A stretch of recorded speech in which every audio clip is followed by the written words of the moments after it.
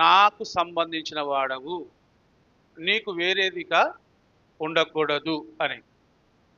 అందుకే మన ప్రభువారు కూడా చెప్తారు కదా, ఏ సేవకుడును ఇద్దరు యజమానులకు దాసుడుగా ఉండనేరరు. ఒకవేళ ఉండడానికి ప్రయత్నం చేస్తే ఒకరికి న్యాయము ఇంకొకరికి అన్యాయము చేసిన వారవుతారు. కరాఖండికముగా ప్రభు మొహమాటం లేకుండా చెప్పేశాడు. నిజమా కదా? నా సేవకుడవు అన్నప్పుడు అర్థం ఏంటంటే నీకు ఇంకొక జంధ్యం ఉండకూడదు అని. నీకు ఇంకొక జంధ్యము ఉండకూడదు, ఇంకొక తలుగు ఉండకూడదు అని. ఆయన మాటలోని భావం అది. నా సేవకుడు, నా పని కొరకు, నా ఉద్దేశం కొరకు, నా మహిమ కొరకు అన్నాడు. ఈ పిలుపు చూడండి, తనకే మనం ప్రత్యేకించబడుతూ వచ్చాం. ఎంతో మంది ఉన్నారు, అందరూ సేవకులు కాలేదు, అందరూ పిలుపుకు లోబడలేదని ప్రవక్త కూడా చెప్తున్నాడు. యెషయా ప్రవక్త చెప్తాడు, వారు వినలేదా, వారు చూడలేదా అంటే లాభంలే. మనకు మాత్రమే దేవుడు ఈ గొప్ప కృప ఇచ్చున్నాడు. కావున ఇశ్రాయేలు, నీవు నా సేవకుడవు, నీలో నన్ను మహిమపరచుకొనేదను. రెండో స్టెప్ ఏంటంటే నీలో నన్ను మహిమపరచుకొనేదను. మన ద్వారా దేవుడికి మహిమ అనేది నిరంతరము అందించబడడానికే మనం ఎన్నిక చేయబడ్డామంట. అంటే ఒక ధూపం వేయడానికి ఒక పాత్ర పాత నిబంధన కాలంలో ఉంది. ఒక పాత్ర ఏ విధముగా తయారు చేయాలి? వెండి పాత్రలు ఉన్నాయి కదా, ఒక ఇంటిలో వెండి వెలగల పాత్రలు, బంగారం ఇవి ఉన్నాయి. మన్నా ఆహారాన్ని పెట్టడానికి బంగారు గిన్నె మందసములో పెట్టబడి ఉంది. గిన్నె బంగారుది, బంగారు గిన్నెలో మన్నా ఆహారం. ఏది విలువైందంటారు?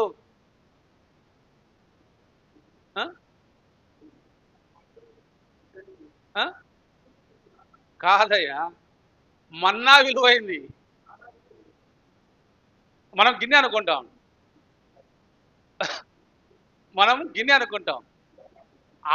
ఆహారము విలువైంది కాబట్టి ఆ ఆహారము కూడా ఘనంగా ఉండడానికి ఒక పాత్ర సృష్టించబడింది. దేవుడికి మహిమ రావాలి కాబట్టి మనల్ని బంగారుతో చేసినట్టుగా తయారు చేసుకునే ఒక పాత్రగా.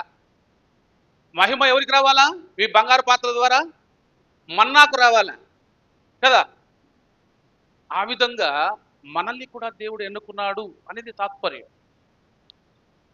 నీలో నన్ను మహిమపరుచుకునేదను. ఉద్దేశం చూడండి, దేవుని ఎంత గొప్పగా ఉందో. ఇప్పుడు భారత సాంప్రదాయంలో భార్యాభర్తలకు ఉన్నటువంటి రిలేషన్ ఏంటి? ఈమె ఫలానా వ్యక్తి భార్య అనడానికి ఒక మంగళసూత్రము గుర్తుగా ఉంది కదా. ఈ ఈ ఈ కుటుంబానికి సంబంధించిన వ్యక్తి, ఈ మనిషికి సంబంధించినటువంటి ఇల్లాలు అని ఆమెకు ఒక ఘనత గుర్తు ఉన్నట్లుగానే సేవకుడు అంటే ఎవరికి మహిమ వస్తుందట? దేవునికి. అందుకొరకు మనల్ని నా సేవకుడు, నీవు నా సేవకుడు, నీలో నన్ను మహిమపరుచుకునేదను. జనముల మధ్య మనల్ని మహిమపరచాలనుకున్నాడు, మహిమను తెచ్చుకోవాలనుకున్నాడు. ఇది నిజంగా చాలా గొప్ప అద్భుతమైనటువంటి జీవితం. సంఘానికి ఉండే మహిమ సంఘమునకు ఉంది, కానీ సేవకునికి ప్రత్యేకముగా ఒక అనుభూతి దేవుడు ఇచ్చినాడు. ఈ మధ్య కాలంలో కొంతమంది మనం అప్పుడప్పుడు వింటూ ఉంటాం, సేవకుంది ఏమీ లేదు ఏమీ లేదు అంటూ ఉంటారు. సేవకుంది ఏమీ లేదు అని అంటే, సేవకుంది ఏమీ లేదంటే సంఘానికి నీరసం వస్తుంది, లెక్కలేనితనం వస్తుంది. సేవకుంది ఏమీ లేకుండా దేవుడు ఎందుకు ఎన్నుకుంటాడు?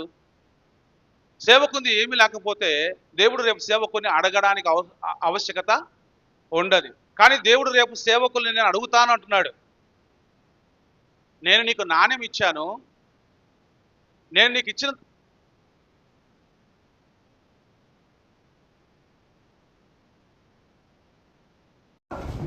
100% ఉంది కాబట్టి నాది సేవకుంది ఏమి లేదంటే బాధ్యత ఉంది, ఏమీ లేదు అనకూడదు. మనం ఒక గొర్రెను నువ్వు కలిగి ఉన్నావంటే పరలోకం తీసుకుపోయేంత వరకు నీ బాధ్యతే. పరలోకము తీసుకుపోయేంత వరకు నీ బాధ్యతే. మనకు బాధ్యత లేదనకూడదు. దేవుడు మన మీద పెద్ద బాధ్యత పెట్టాడు. ఈ మాటల పరంపర మనం చూడగలిగితే ఎందుకు ఆయన ఎన్నుకున్నాడో చెప్తున్నటువంటి మాటలు మనం గుర్తు చేసుకుందాం. చూడండి, నెమ్మదిగా మనం ఒక్కొక్కటి మాట చదువుకుంటూ వెళ్దాం. నీలో నన్ను మహిమపరచుకునేదను అని ఆయన నాతో చెప్పాను. మనం అనుకుంటాం, ఆయన మాట్లాడిన మాట చూడండి, అయినను వ్యర్థముగా నేను కష్టపడి తిని ఫలమేమీ లేకుండా నా బలమును వృధాగా వ్యయపరిచి ఉన్నాను అనుకుంటుని. సేవలో నిజంగా ఇలాంటివి కూడా మనకు అప్పుడప్పుడు ఎదురైతూ ఉంటాయి. కేవలము మన చేతులు చాలా ఖాళీగా ఉన్నప్పుడు, మన అక్కర్లు తీరినప్పుడు, శోధించబడినప్పుడు, మనకి ఏదైనా బలమైనటువంటి బాధ, ఇరుకు, కష్టం, లేమి వచ్చినప్పుడు మన సేవ మీద కూడా మనకు ఒకసారి అసంతృప్తి వస్తాడు. మానవ మాత్రం కాబట్టి అలాంటి మాట ఆయన అక్కడ చెబుతున్నాడు. నేను వ్యర్థంగా కష్టపడ్డానా ఇంత వీళ్ళ కోసం? కొన్ని ఆత్మల పట్ల కొన్నిసార్లు కొన్ని నిరాశలు మనకు ఎదురు కావచ్చు. మనము దేవుని యొక్క ఉద్దేశంతో వాళ్ళను సంపాదించి ఉంటాం. అయితే వారు ఆత్మీయ పరిపక్వత లోపంతో కొన్నిసార్లు సేవకుని నిర్లక్ష్యం చేయవచ్చు. అప్పుడు మనకు అనిపిస్తుంది, వీరి విషయంలో మన ప్రయాసం అంతా కూడా వృధా అయిపోతా ఉందా అని. అలాంటి మాట ఆయన చెబుతున్నాడు. కానీ ఆయన అంటున్నాడు, నాకు న్యాయకర్త యెహోవాయే, నా బహుమానము నా దేవుని యొద్దనే ఉన్నది. చూడండి, ఇదంతా కూడా మనకు ఎంతో ఉజ్జీవాన్ని పురికొల్పునిచ్చే మాట. బైబిల్ చదువుతూ ఉంటే నిజంగా మనకు అనుభవించుకొని చదివితే అది అద్భుతంగా ఉంటుంది. ఇది వాళ్ళ కోసం, ఇది వాళ్ళ కోసం అనుకుంటే పెద్దగా మనకు స్పందన ఉండదు. నిజంగా ఇది నా కోసం అని అనుకుంటే మనలో ఒక గొప్ప తేజస్సు వస్తుంది. అలాంటి మాటలు అన్నమాట ఇవన్నీ కూడా. తర్వాత ఆయన ఎందుకు ఏర్పరచుకున్నాడు చెప్తున్నాడు చూడండి. నన్ను గర్భమున పుట్టించిన యెహోవా ఇలాగ సెలవిస్తున్నాడు. ఎందుకోసమట? నీవు యాకోబు గోత్రపు వారిని ఉద్ధరించున్నట్లును, ఇశ్రాయిల్లో తప్పింపబడిన వారిని రప్పించున్నట్లును, నా సేవకుడు వై ఉండుట ఎంతో స్వల్ప విషయము. బూదిగంతముల వరకు నీవు నేను కలగజేయు రక్షణకు సాధనమగుటకై అన్య జనులకు వెలుగై ఉండునట్లు నిన్ను నియమించి ఉన్నాను. అంటే ఒక యాకోబు గోత్రానికి, ఇశ్రాయేలు ప్రజలకే కాకుండా అన్ని జనులకు కూడా నీవు వెలుగుగా ఉండడానికి నేను నిన్ను నియమించి ఉన్నాను. అంటే నీ పరిచర్యను ఏం చేస్తున్నాను? నేను విస్తరింపజేస్తున్నాను. నీ సరిహద్దు నేనేం చేస్తున్నాను?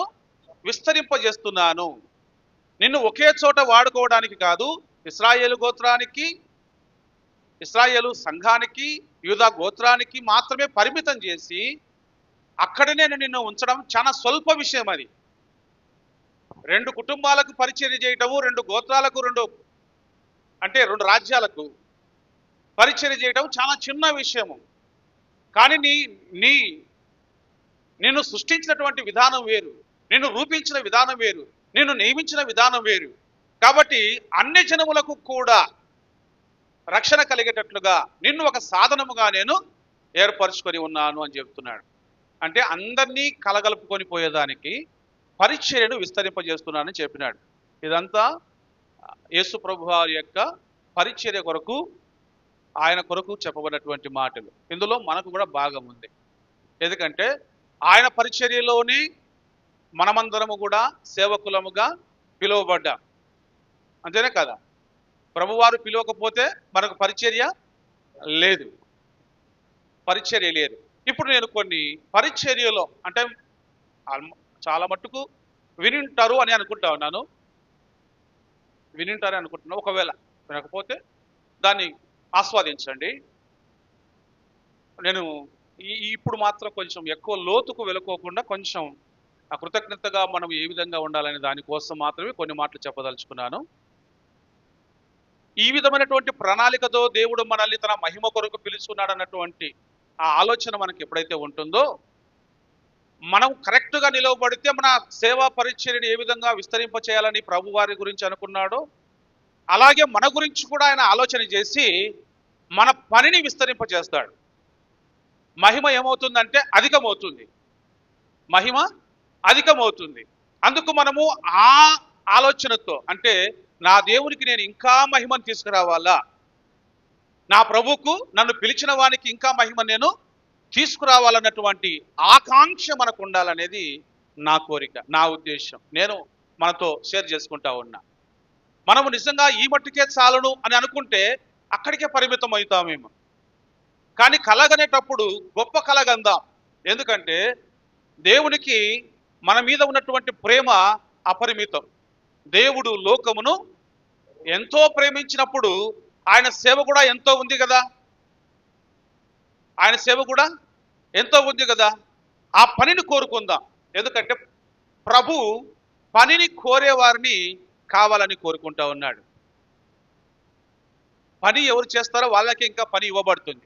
దాన్నే బైబిల్ భాషలో ఏం చెప్పాడంటే, కలిగిన వానికే ఈయుడి, లేని వాని యొద్ద నుండి ఉన్నది కూడా తీసివేయమండి. ఏందనుకున్నారు? అది డబ్బులు కాదండి, సేవ. నువ్వు దేవుని పని పెంచుకుంటూ పోతే ఇంకా నీకు ఆ పొలంలోది, ఈ పొలంలోది, ఆ పొలంలోది అందించబడుతుంది.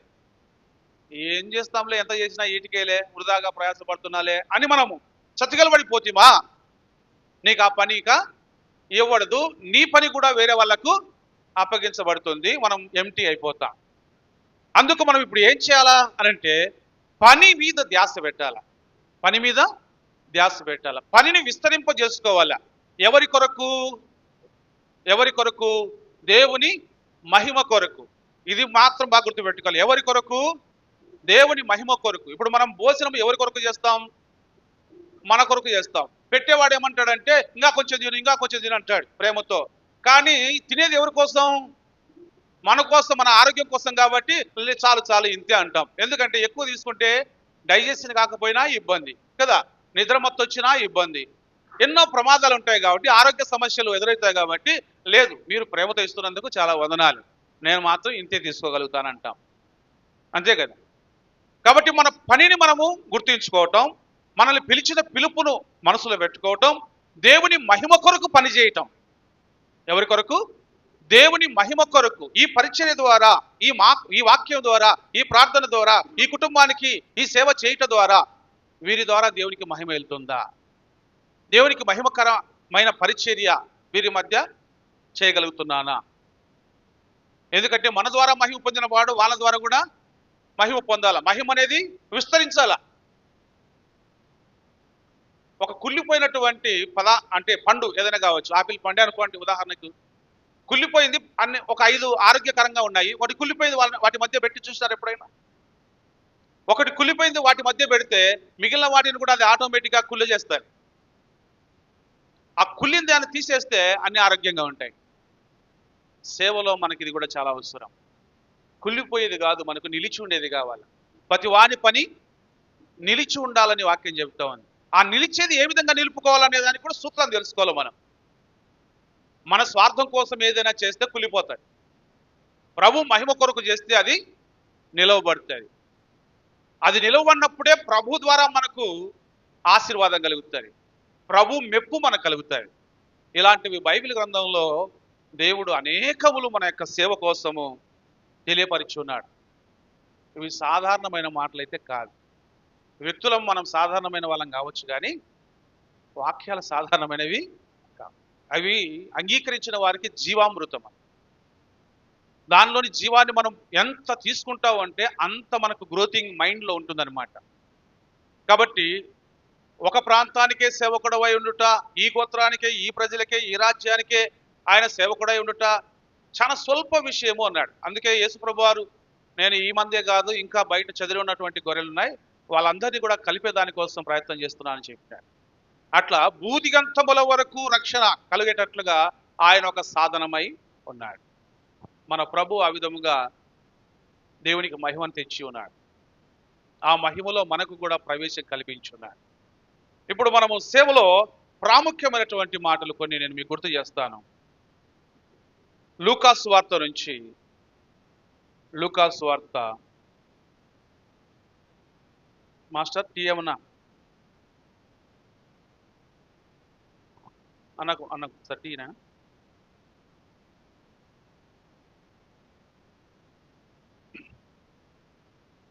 దేవునికి స్తోత్రం. నిజంగా సేవకులము మనము చాలా బడలికతో ఉంటాం. పరిచర్య భాగంగా మనం కొన్నిసార్లు రాత్రుల్లో అధికంగా మేలుకొని ఉండవలసి వస్తుంది. అయినా పర్వాలేదు, మనము ప్రభు సన్నిధిలో ఉన్నప్పుడు మనకు బహుమానం కూడా అధికం అవుతుందని వాక్యం చెబుతుంది. లూకాసు వార్త నుంచి సేవలో ప్రాముఖ్యమైనవి మన ప్రభు మనకు సేవలో ఉండాల్సినటువంటి ఒక ఎప్పుడు మనకు మైండ్లో, మనము గొర్రెలను కాసే వాళ్ళము, మన ప్రభు గొర్రెల కాపరైనప్పుడు మనం కూడా గొర్రెల కాపర్లమే అవుతాం కదా. గొర్రెలు అంటే మనమే కదా, ప్రజలే కదా. కాబట్టి ఈ ప్రజల్ని పాలించడానికి, లేక నడిపించడానికి, లేక పురికొల్పడానికి, వాళ్ళను ఉత్తేజపరచడానికి, పరలోక రాజ్యానికి వాళ్ళను సిద్ధపరచడానికి మన మైండ్ సెట్ ఎలా ఉండాలి, మన ఆలోచన విధానం ఎలా ఉండాలి, మన సిద్ధపాటు ఎలా ఉండాలి. మీరు ఒక వ్యక్తిని చూసినప్పుడు ఆ వ్యక్తికి సువార్త ఎట్లా చెప్తారు?